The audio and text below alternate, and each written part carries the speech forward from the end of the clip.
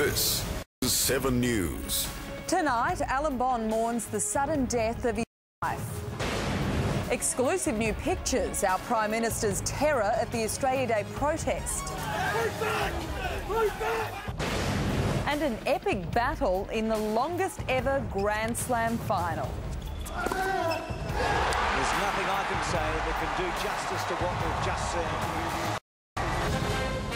From the studios of 7 Perth, Sally Bowrey.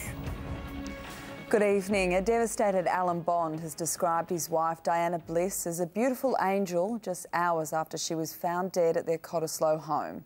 The Perth businessman was surrounded by family and friends today. Jeff Parry reports. And anyone suffering depression and needing help can contact Lifeline on 13 11 14. New video has emerged showing a terrified Julia Gillard being dragged by police to escape Australia Day protesters. The pictures were obtained exclusively by News, and Aboriginal activists claim they proved their demonstrations weren't a threat to the leaders. Tourists have been ordered out of towns in the northwest as Cyclone Iggy continues to intensify. The cyclone's turned towards the WA coast but could change direction again overnight. Grant Taylor reports.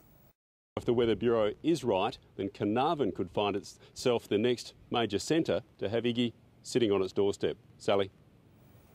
Grant Taylor there in Exmouth. A top of 33 today brought welcome relief from the heat wave, but strong winds created a problem for firefighters. There were bushfire emergencies near Bindoon, north of Perth, and down south. Blake Johnson reports.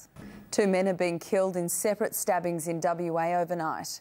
A 29-year-old died when a knife fight erupted at Maddington at about 1 a.m. His 27-year-old friend has been charged with grievous bodily harm.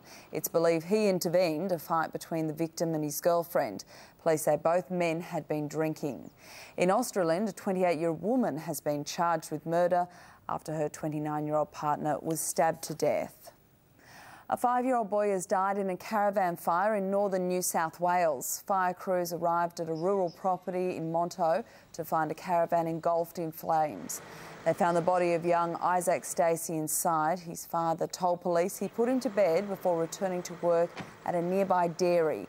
It's believed the fire may have been started by a candle used as a nightlight. Birthday wishes are flowing in for Molly Meldrum, who's still recovering from a fall before Christmas. Kyla Minogue and Delta Goodrum are among those who've sent messages as the music legend begins his journey to recovery. Still to come, a threat to our food security. The new row over foreign investment in our farms. And who were the winners at Australia's biggest country music awards.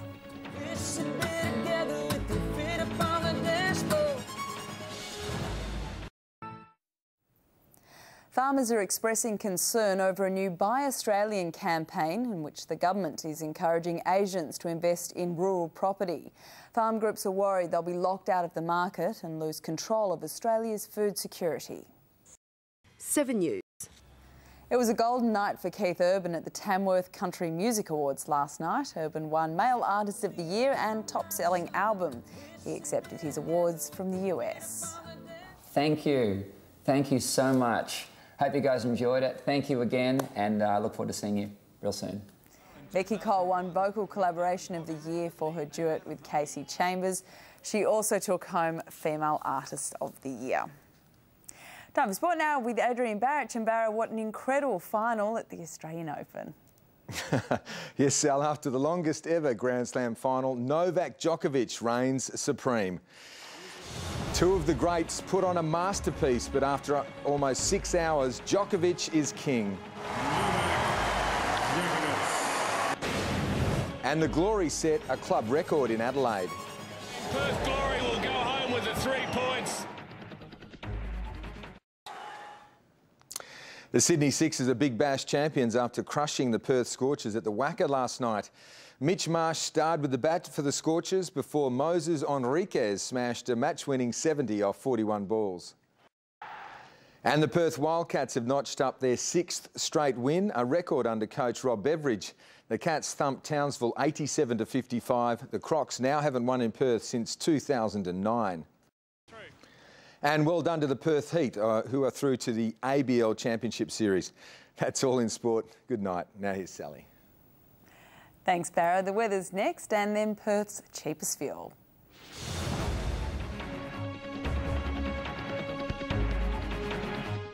Well, we're finally seeing an end to those 40-degree days, but this week we will still see some fairly warm temperatures across Perth. Today, our maximum 33 at 4 o'clock, following an overnight low of 22 just before 6.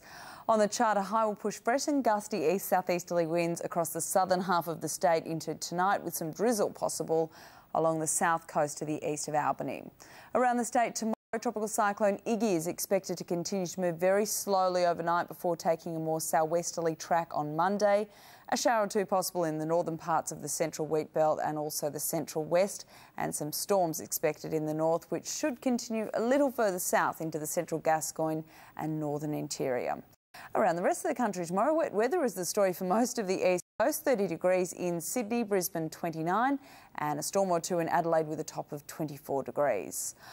Water tomorrow, east-southeasterly winds with seas to 2 metres, while the forecast is for a bit of a cooler start after our hot spell. We're heading for a top of 33 tomorrow, but then things heat up again on Tuesday, 37 degrees, 38 with a touch of cloud on Wednesday before some showers arrive across Thursday and Friday, dropping temperatures down.